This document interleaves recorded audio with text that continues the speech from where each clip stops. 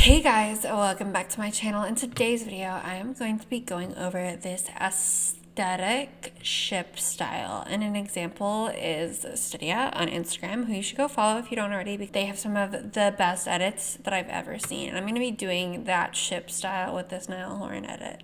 Don't ask why, we just don't know. Let's start off by talking about our skew shake. So I have a preset for it, but the thing that you are going to do is you are going to take your skew up to -5, and then you're going to pull it over here, make it to 0, and move that frame 1 back. And also, don't be like me and forget to add your motion tile first, because that's what I just did, because it's 1 in the morning while I'm filming this and I'm obviously not in my correct state of mind.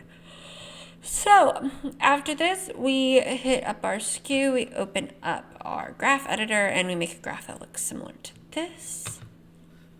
Then we're going to put the skew axis in here, and this is where it gets dicey. So we open up our expression editor, which, yeah, if you right click it, you can open up your expression editor, which I'm not going to do there, and then you add time 400, and it should end up a little something like that. It's a very small skew shake, but it does the job.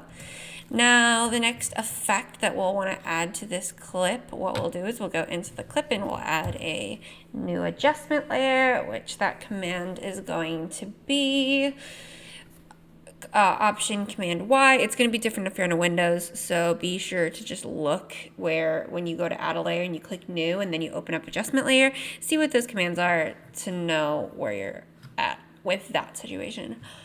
But then we are going to add our blue discoloration. I have 2 presets for it, but its master hue is negative. I just literally click colorize hue to 202, color saturation 8, and then that'll keep it for the whole duration of the clip. Then we are going to add our pixels, which you would search mosaic. In there, I do have a preset yet again. I just add that right on there. These are a little small, so what I'm going to do is I'm going to make them like a little bit bigger. The lower the number, the bigger the pixels. So I have it about 200 and 200. If you do like 200 and 300, they become square pixels. And if that's, or not square, they become rectangle pixels. And if that's what you're going for, then sounds great. Then you go into your opacity, and then you just do a nice easy fade out. You can watch how I put my graphs on here. And then it should look a little something like that. Now, the next effect, quote unquote, that we're going to be doing is going to be the shake, the vertical shake. So we have our motion tile already on this clip. We're going to open position, right click, separate dimensions. I'm going to do a Y position shake for this one.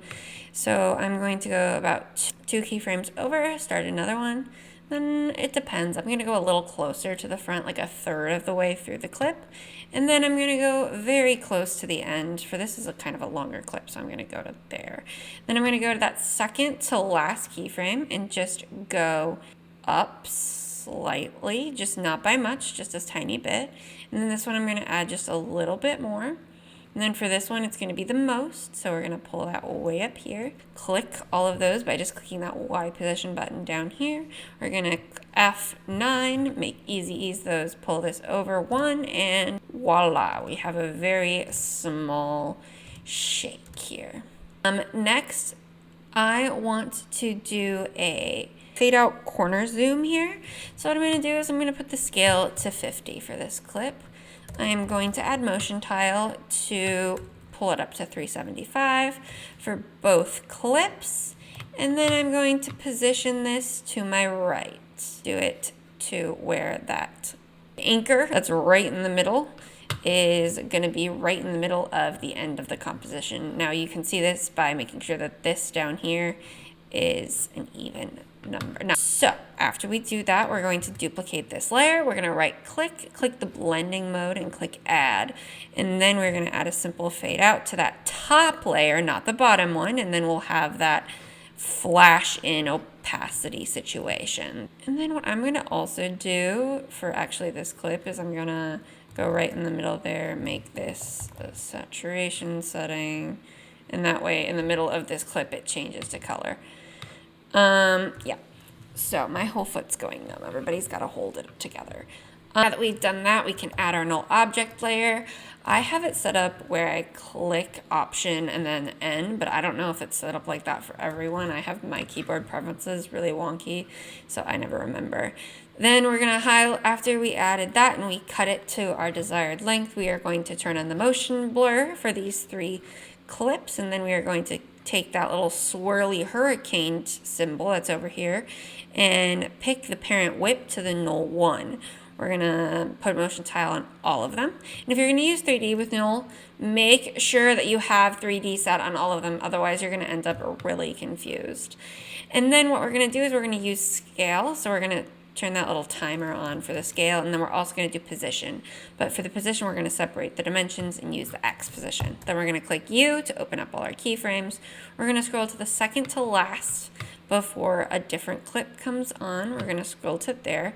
We're going to do the position first. We're going to move it over here. It'll be about 0 if you followed the instructions correctly. And then I'm going to move that keyframe 1 over. And then for the scale, I'm going to do 200. The position should be negative 960. That should be around the range. It might be a little off, so you might have to pull it a little weird, but if you put it up to 200. So then what we are going to do is we are going to take the scale first, or the X position, it doesn't really matter. We're going to open our graphs. We're going to click this little button that says choose a graph type and options. Then we're going to go into speed graph. Then we're going to highlight, and we are going to do a mid graph, which if you ever watched Lauren's tutorials, you know how to do a mid graph.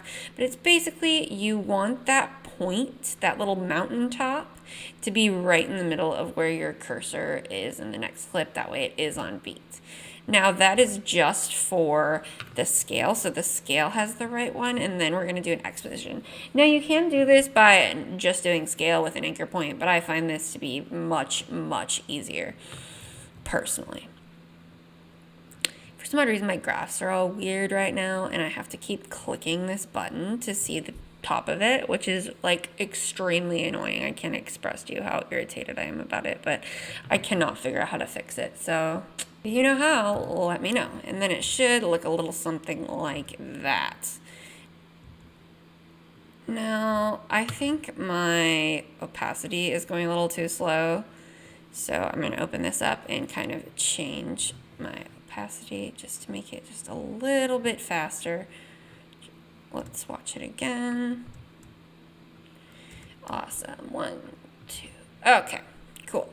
Now I'm going to pre-compose all 4 of these, and then I'm going to add another skew shake, but I'll kind of speed through this because we already talked about the skew shake. But if you do want to do like the skew shake in the middle of a clip like I'm doing, you want your graph to look just like this. You want to pull a 0 to the beginning, make that -5 where the clip changes. But I'm going to add a solid color. I'm going to do a camera flash. How we do a camera flash is very simple. So it's literally just going to be 4 keyframes. So I take 2 to the right of where you split your beat, and then 2 to the left. Now what we're going to first do is we are going to turn on our proportional grid. And then we're going to get our little rectangle tool here, which also you can do by clicking Q. And we are going to just do half the screen, exactly. And then we're going to split this right where the keyframe starts. We're going to mask and click invert. It's as simple as that, folks. Now, if you want to add feather, you just click F, and then I usually do around like maybe 11 would be good. Now I'm going to pre-compose these together, and then I'm going to turn the opacity to like 67. And that is a camera flash, or at least how I do a camera flash. Let's talk shatter.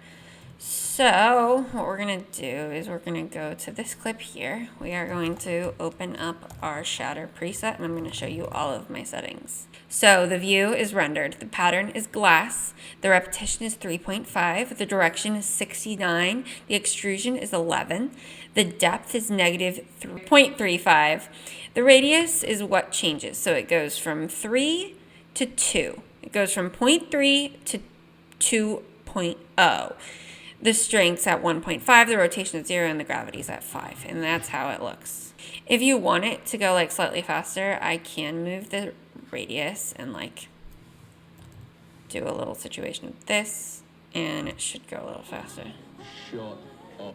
But that is how you do my shatter effect. And those are all the things that I feel like kind of constitute that aesthetic ship style. If you like this video and want me to do this for more styles, comment below and tell me what other styles you think I should do it for. And I hope that you have a wonderful rest of your day, night, whatever you're doing. I love you. Okay, bye.